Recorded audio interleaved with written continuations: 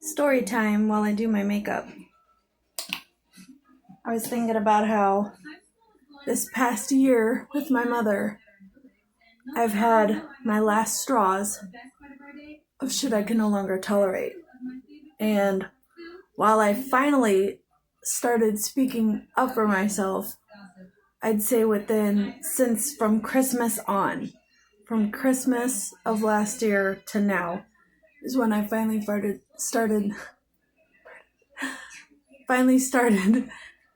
sticking up for myself against my mother. Well, in the winter, I was going through one of the hardest times in my life. Life said, you're not just going to struggle with your own mental health. We're going to make sure your children struggle with their mental health as well. And I thought me being bipolar was hard. But then I never thought about my children one day getting it. My daughter, my 10-year-old, my heart, my everything, was going through a mental health crisis. She had gone through, we found out she was bipolar.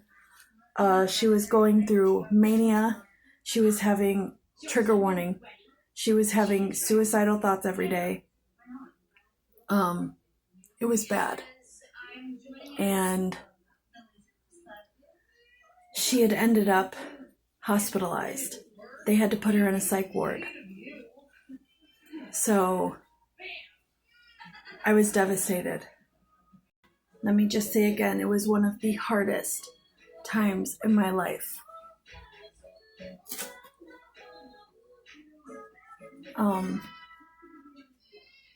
I'm already a single mom of 3, right? Managing my own mental health. I'm bipolar. I'm autistic. I have severe ADD. I wish I had the hyperactive part, but no, I have narcolepsy. To where I'm exhausted every single day. So exhausted I could pass out and fall asleep at any given time of the day. And my daughter is suffering with her mental health, and I felt helpless. And the night that she got put into a psych ward, hospitalized, away from home, alone, scared, dealing with suicidal thoughts, I'm freaking terrified. I come home crying. I cry myself to sleep. I sob for hours before I can fall asleep. And I'm just having my own mental breakdown. I'm blaming myself, because I gave this to her. I'm tearing myself apart. What if it was from this? What if it was from that? Just picking myself apart and destroying myself while sobbing my eyes out for hours until I fall asleep.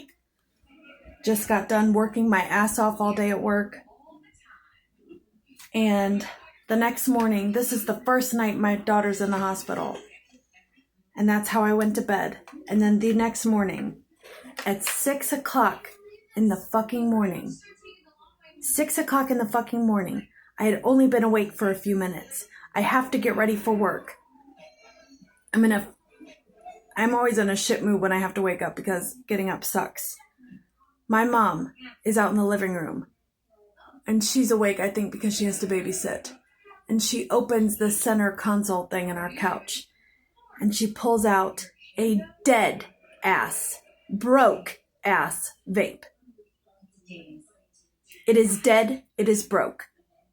And she starts reaming my fucking ass. Reaming my ass. Like I am a child. Like I am under her thumb. Like I am beneath her. Like I am dog shit. For leaving a vape to where my children could get it. And I should have, the way I was feeling with the shit I was dealing with, I should have fucking exploded. If I was the monster they say I am, my mother and brother and his girlfriend want to say I am, I should have fucking exploded. I should have shredded her with my words. Shredded her. And she tried to make me feel like shit because my children could get this and blah, blah, blah, blah, blah. Knowing very well that my working vape I have on me 24/7. If I get up and leave the room, it's coming with me. It is never left in another room unattended to where I'm not noticing if my kids are in the room and anything you can imagine. I take care of this thing and make sure it stays out of my children's reach wonderfully. I do a damn good job of it. And she made me feel this fucking big. This fucking big. I know I'm not in the wrong.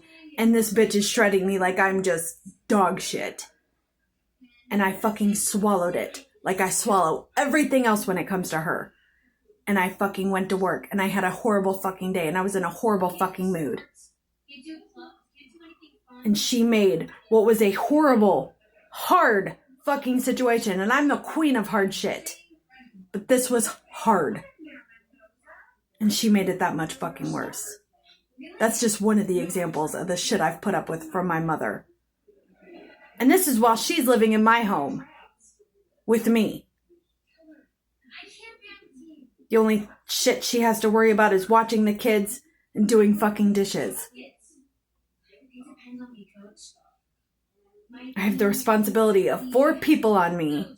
I'm a single mom, busting my ass every single day, dealing with my own mental health and all my fucking diagnoses, and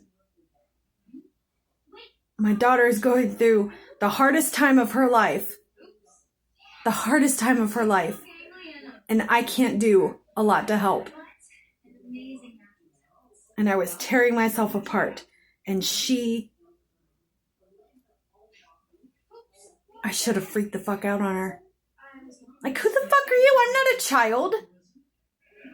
I know what I'm doing when it comes to my children. I wish I could go back.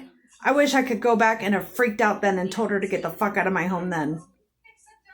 Or back when she was ruining my Christmas. Or ruining Easter. Or when she decided to treat me like dog shit for over a week because of shit my ex-boyfriend had said about her. And they want to say that I'm the monster. That I'm the one in the wrong. Because how dare I open my mouth and start telling people about the shit I was going through? How dare I finally get fed up and start talking about it?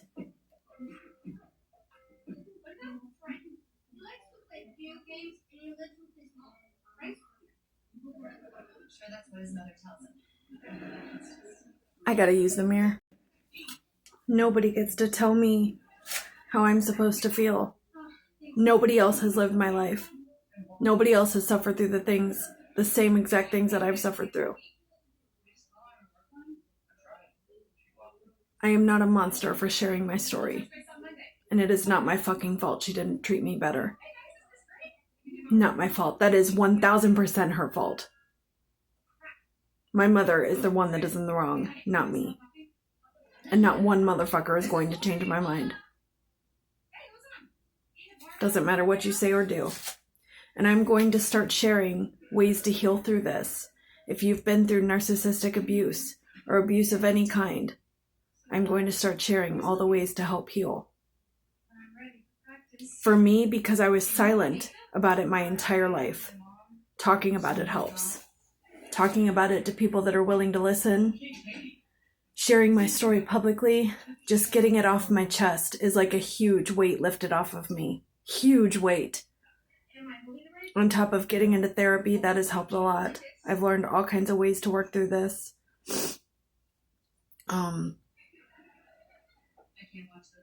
And if you don't want to share your story publicly, make videos to yourself and just get it all out of your chest. Say everything you want to say and save those videos.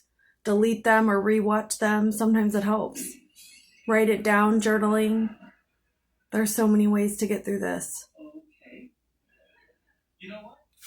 And if you've been through anything like this, I am so deeply sorry. I know how damaging it can be. And don't let anybody try to make you feel bad for standing up for yourself and no longer tolerating abuse. Don't let anybody keep you silent. There's always a way out of the situation that you're in.